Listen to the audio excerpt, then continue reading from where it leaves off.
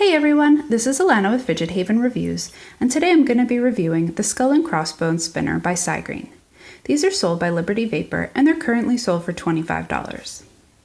The Skull and Crossbones spinner that I'm reviewing is made of stainless steel. The body's been designed to resemble bones, and each of the bone arms has a cutout close to the bearing to increase outward mass.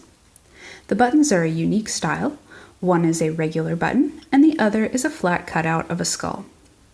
Both are made from stainless steel as well.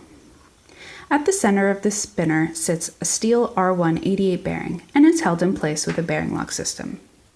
It measures 2.13 inches, and it weighs in at 64.75 grams on my scale, including the buttons.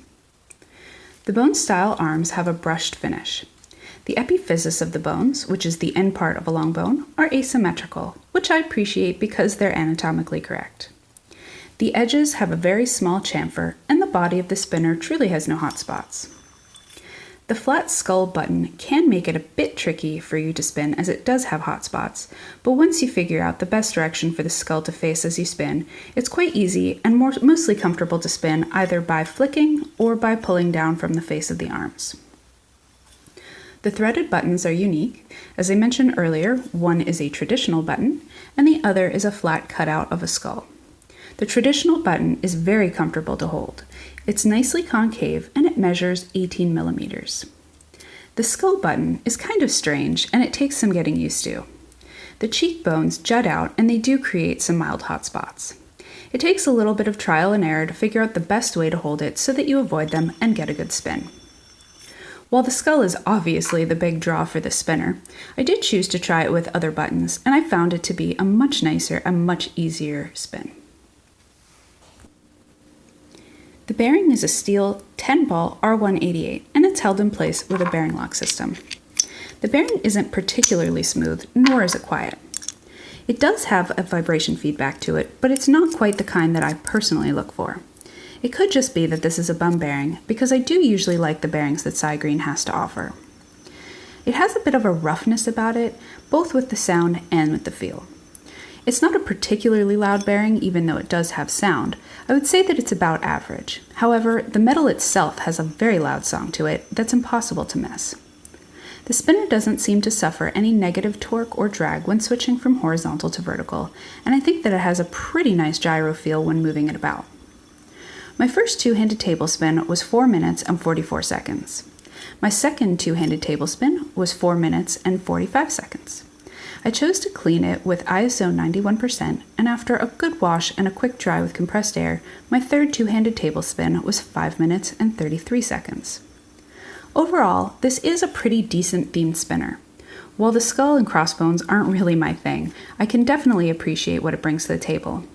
I think that it has very much accomplished the look that the designers were going for. It feels sturdy in the hand and fairly well made. I think that it's appropriately priced, and it spins for way longer than I expected. While it doesn't quite have the feedback that I look for, it still feels nice to spin once you figure out how to orient the buttons for your own spinning style. Between the volume and its appearance, I'd categorize this more as a distraction fidget than a concentration fidget. I do hope that you'll check Liberty Vapor out because they've got some pretty cool stuff. Again, this is the Skull and Crossbones spinner by Cigreen. I'm Alana with FidgetHaven Reviews. If you have any questions at all, please don't hesitate to post them in the comment section below. I'm going to include a link to both the Liberty Vapor store where you can purchase this and to my written review. Now, I'm going to be doing something a little bit different with this video. I'm going to be doing a spin time demonstration in just a couple seconds. Now, I currently have a poll going on in the Facebook group, and I would absolutely love it if you would go and comment and select whichever option you prefer. I don't know that this is going to become a permanent thing. I've received quite a few requests for it, but I know some people like the idea, and some people don't. So I would love it if you could give me feedback on whether you think that the spin time demos are a good thing, a bad thing, if you'd want me to change them at all. Really, I'm doing this for you guys, so your opinion matters more than anything that I can think of. So, yeah, this concludes this portion of the review. Hold on tight for a spin time demonstration if that's what you're into. I do appreciate you watching this review. I hope that it was helpful for you, and I hope that you guys all have a fantastic day.